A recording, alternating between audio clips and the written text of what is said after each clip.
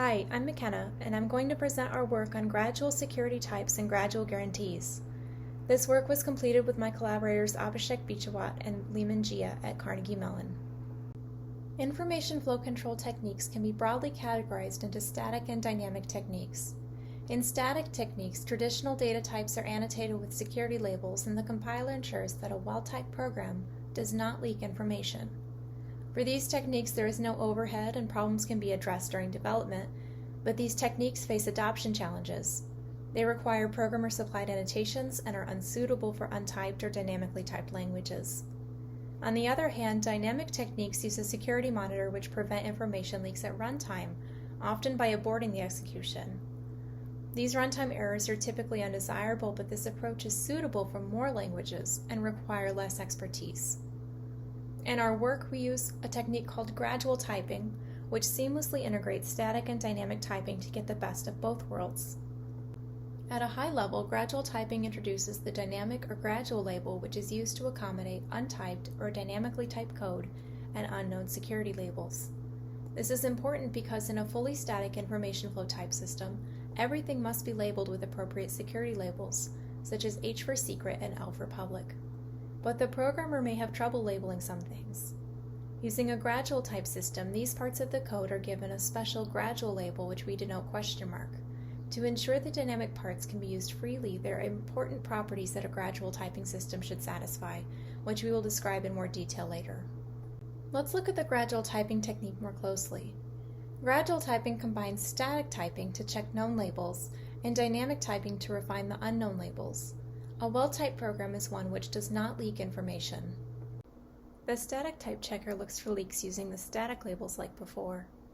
Here we interpret labels as intervals of labels.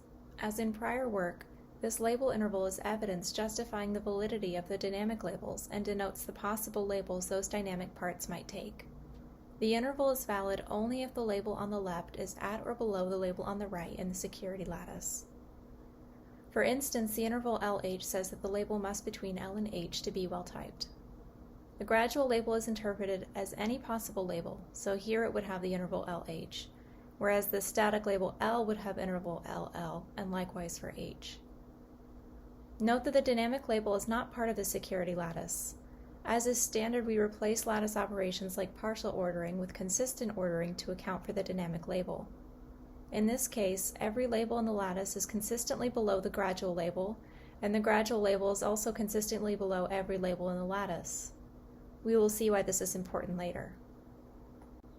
After checking the static labels, the runtime refines the label intervals to become more precise as the code executes. For instance, code which must be secret to be well typed would be refined to have the interval HH. If refinement tries to expand the interval to become larger by producing an invalid interval such as HL, we know that there is no label which would make the term well typed, so the monitor halts the program.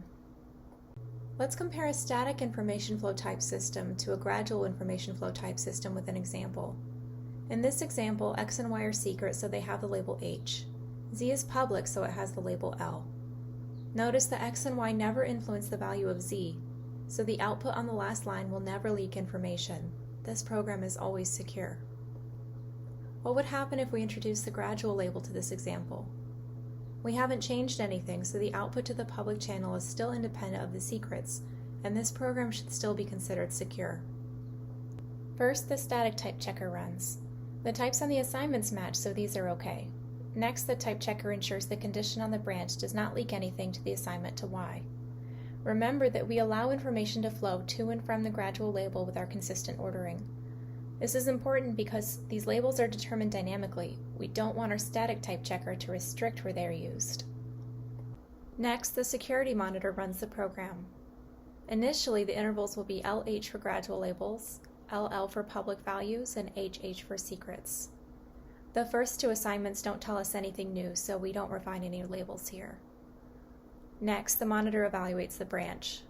The monitor refines the label on Y by replacing the lower bound of the interval on Y to be the join of the lower bound on X, which is H, with the lower bound on Y, which is L. This means that Y must be labeled H for the program to be well typed. Finally, the monitor outputs the public value in Z to a public channel and the program terminates. What would have happened if the program were insecure? Let's assign y to z on line 4. Since the value of y depends on the secret x, this assignment is insecure. The static type checker allows information to flow from the gradual label to L, so this step succeeds. Next, the security monitor runs the program. Once again, it refines the label on y to HH. Then, the label interval on z is refined from LL. For the program to be well typed, z must be secret, so this refinement produces HL, an invalid interval. At this point, the monitor halts the program. Going back to our original secure example, recall that changing some static labels to the dynamic label did not change much about the program. The static typing succeeded and the security monitor ran the program to completion in both cases. This is the intuition behind the gradual guarantees. These properties say that changing static labels to the dynamic gradual label in a secure program should not cause new compilation or runtime errors. The gradual guarantees are important because without them we risk penalizing the programmer for using the gradual label. Unfortunately, the gradual guarantees are difficult to maintain while still achieving strong security guarantees. Let's illustrate this by extending our example with another conditional. This classic example of an implicit leak is probably familiar to many of you. When x is true, the first branch is taken and y is assigned false. The second branch is skipped and z remains true. When x is false, y remains true and z is assigned false. Since the output to the load channel on the last line depends on the secret value x, this program is not secure. Prior work attempts to deal with this problem by halting the execution when the label interval LH is refined to HH in the first branch. They reason, if y is public, this assignment is insecure, so we should halt the execution. This solution achieves strong security guarantees. Unfortunately, they must give up the dynamic gradual guarantee. Sometimes a program that is secure with static labels will be treated as insecure with dynamic labels and generate runtime errors. Recall our secure example from before. Because y has the gradual label and x is secret, this program would halt on the assignment to y, even though nothing is leaked. Moreover, if y had been labeled h, the program would have executed normally. Here, the programmer is penalized for using the gradual label.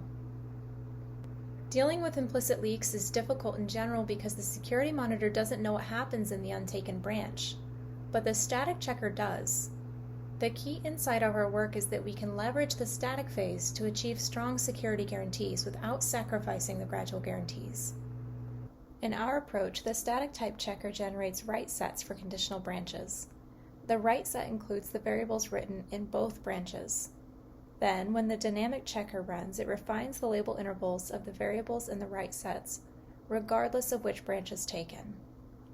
So for the first branch, the label on y is refined to h, even if the value of x is false. Then, when the second branch is evaluated, the monitor detects a flow from h to l and halts the execution. The process is similar for the secure example from before. The monitor detects a possible flow from x to y, so refines the label interval, whether the branch is taken or not. The rest of the code executes normally.